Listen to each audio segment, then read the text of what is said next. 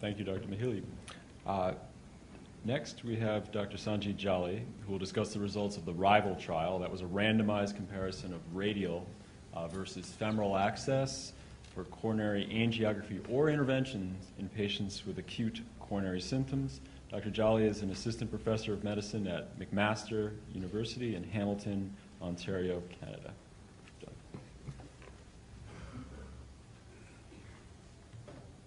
That's great. Thanks very much. So the Radial trial was a randomized trial of the radial artery access versus the femoral artery access. And as many of you know, femoral arterial access is the traditional standard for more than the last 20 years. The radial artery access was adopted because it seemed it was a fairly easily compressible site that may have less risk of bleeding.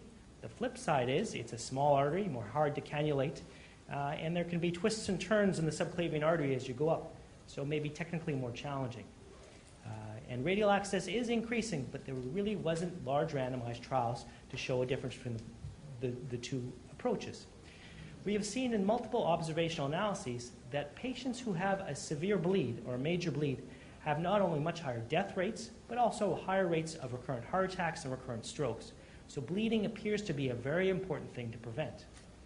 As a result, we did an international randomized trial in 32 countries around the world in 7,000 patients of radial versus femoral access in patients with acute coronary syndromes, that's both ST elevation MI, as well as non-ST elevation acute coronary syndromes. The primary outcome was what we call a net benefit composite, so it included death, MI, stroke, or non-CABG related major bleeding. We showed that the event rates were not different, 3.7% versus 4.0%, which was not statistically significantly different. The rates of death, MI, stroke were also not different. The rates of non-CABG related major bleeding, there was a trend, but it was not statistically significantly different.